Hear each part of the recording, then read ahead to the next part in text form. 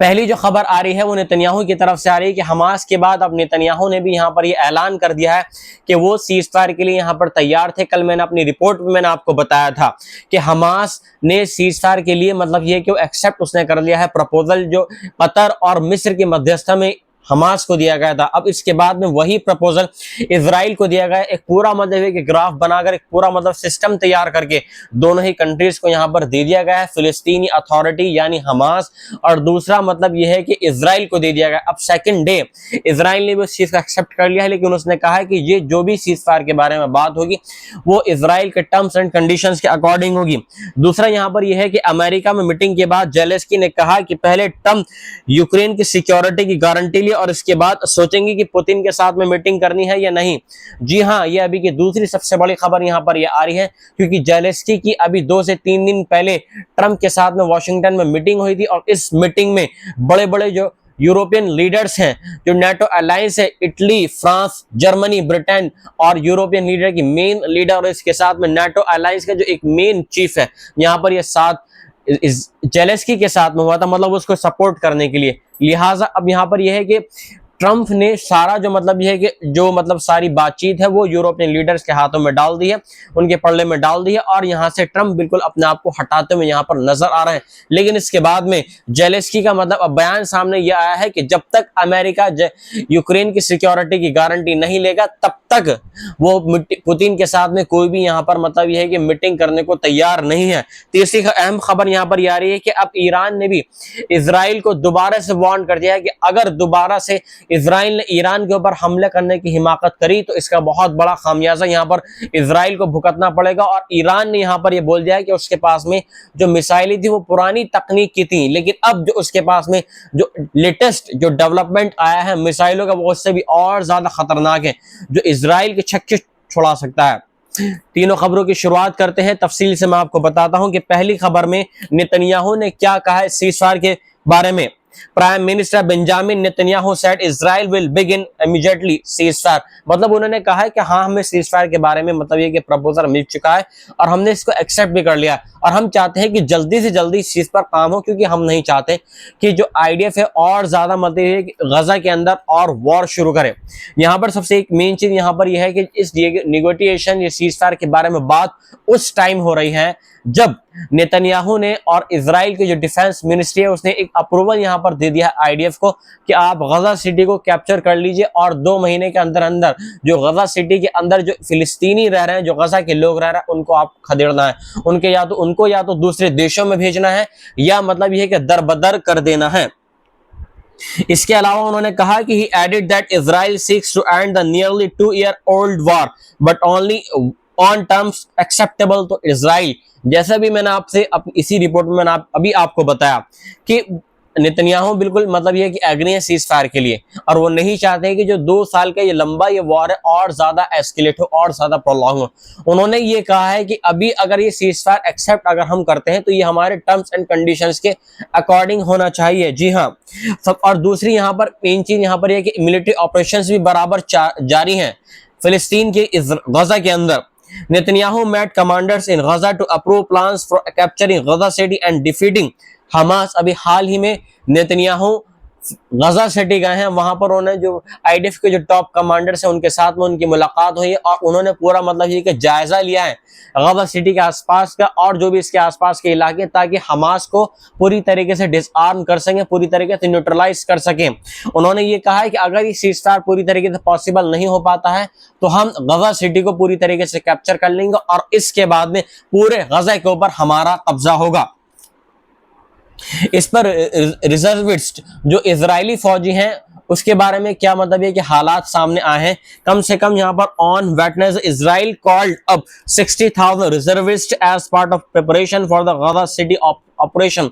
अगर Gaza city में अगर ऑपरेशन करना है, अगर गजा को दोबारा से कैप्चर करना है तो जो कम से कम इजराइल के जो 60,000 रिजर्विस्ट फौजी हैं उनको बुलाना पड़ेगा, उनको फौज में शामिल कराना पड़ेगा, तब कहीं जाकर ये मुमकिन हो सकता है। लेकिन हमास ने दूसरी तरफ यहाँ पर ये बोल दिया है कि जो इजराइल का जो प्लान है गजा सिटी को कैप्चर करने का और गजा को, पूरे गजा को कैप्चर करने का, वो इम्पॉसिबल है, वो बिल्कुल भी इसमें कामयाब नहीं होंगे। हमास ने यहाँ पर ये बोल दिया है कि इजराइल यहाँ पर क्या समझ रहा है, गजा सिटी जो है एक नोटोरियस जगह है, जी हाँ, एक नोटोरियस, एक बदनाम जगह है जहां पर सिर्फ हमास की चलती है। और हमास ने ऐसी, मतलब ये है कि कई किलोमीटर के दायरे में ऐसी लंबी लंबी सुरंगें यहाँ पर बना रखी हैं कि अभी तक इजराइल की जो आईडीएफ है, जो इसके साजो सामान है, जो बख्तरबंद गाड़ियां हैं जो उसके पास में, एआई टेक्निक से लैस उसके पास में मिलिट्री डिवाइसेस, उनको अभी तक ये पता नहीं लग पाया है कि जो मतलब जो इजराइल के जो बंदी हैं वो कहां पर हैं, जो इजराइल के लोग हैं हमास के कब्जे में वो कहां पर हैं। आप यहां पर ये देखिए, कई वीडियो में यहां पर ये सामने बात आई थी कि इजराइल ने जो हमास के जो बिल्कुल सुरंगें हैं गजा सिटी के अंदर या हॉस्पिटल्स के अंदर, उनके अंदर कंक्रीट भर दिया है। और वो वीडियो भी कई बार सर्कुलेट हुई हैं सोशल साइट्स पर। लेकिन अभी आप देखिए, जो जितने भी लड़ाके हमास के और वो सब कहां से लड़ रहे हैं, वो सिर्फ लड़ रहे हैं सुरंगों के जरिए से। तो लिहाजा ये तो कहना बिल्कुल ये कि इम्पॉसिबल होगा, ये बिल्कुल अभी देर होगी इस बात को कहने में कि अभी पूरी तरीके से इजराइल का कब्जा है हमास की सुरंगों पर। दूसरी यहाँ पर सीजफायर के बारे में बात यहाँ पर सामने आ रही है कि Hamas has accepted a new temporary ceasefire proposal. The plan includes a 60 days ceasefire plan, release of 10 living hostages and 18 bodies by Hamas. मतलब अभी जो हमास के कब्जे में जो इजराइल के जो लोग हैं, कम से कम यहाँ पर ये बताया जा रहा है कि 28 लोग हैं और इसमें से 8 जो है वो मर चुके हैं, जो अभी मतलब ये है कि हमास के पास में एज ए डेड बॉडीज। और इसमें कम से कम 10 लोग इसमें जीवित हैं, जिंदा हैं, इजराइल के ही लोग। इस इजराइल के नेतन्याहू ने यहाँ पर ये बोल दिया है कि उनको जो 28 लोग हैं, चाहे जिंदा हो या मरे हुए, हमें 28 के 28 लोग यहाँ पर चाहिए। और मतलब यह है कि कतर और मिस्र की मध्यस्थता में एक 2 महीने का यहाँ पर प्लान यहाँ पर बनाया गया है। अगर ये प्लान कामयाब होता है तो इसको, इस सीजफायर को और मतलब यह है कि और इसको प्रोलॉन्ग कर दिया जाएगा और ज्यादा एक्सटेंड कर दिया जाएगा। दूसरी तरफ यहाँ पर जेलेंस्की के हवाले से खबर आ रही है कि Ukraine president Vladimir Zelensky said he is ready to meet Russian president Vladimir Putin. मतलब जेलेंस्की ने यहाँ पर बोल दिया है कि वो पुतिन के साथ में मिलने को तैयार है, लेकिन उनकी टर्म्स एंड कंडीशंस हैं। कंडीशंस क्या क्या हैं? But only after allies agree on security guarantees to prevent future Russian attacks once the war ends। उन्होंने ये कहा है कि यूरोपियन अलायंस यानी नेटो अलायंस और अमेरिका उनको गारंटी दे कि सीजफायर के बारे में के बाद रूस यूक्रेन के ऊपर कोई भी वॉर नहीं करेगा, कोई भी मिसाइल अटैक नहीं करेगा। इस चीज की मतलब सिक्योरिटी चाहता है Zelensky. He ruled out Moscow as a venue and said talks should happen in a neutral European countries। मतलब उन्होंने कहा है कि जो मीटिंग है ये मतलब ये कि मॉस्को में नहीं होगी, अगर ये सीजफायर के बारे में बात होती है और पुतिन के साथ में मीटिंग होती है कोई यूरोप के कोई सी और दूसरी कंट्रीज में, इस बात के बारे में हम बात करेंगे। He also rejected China's role as a guarantor, citing Beijing's support for Moscow। और जेलेंस्की ने यहाँ पर ये बोल दिया है कि वो चाइना की कोई गारंटी नहीं लेता है, क्योंकि चाइना पूरी तरीके से रूस के साथ में है। और रूस और चाइना जो है और ईरान ये एक ही थाली के चट्टे बट्टे हैं।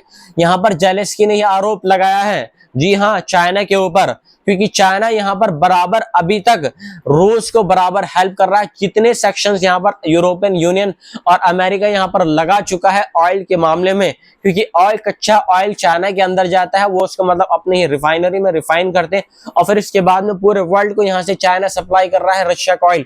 देखिए कितनी बड़ी बात यहाँ पर है। चाइना अंदर ही अंदर रूस को बहुत ज्यादा आर्थिक रूप से भी और मतलब ये कि टेक्निकली रूप से भी बहुत ज्यादा यहाँ पर मदद करता हुआ नजर आ रहा है। Zelensky wants an outline of the security guarantees within 7 to 10 days।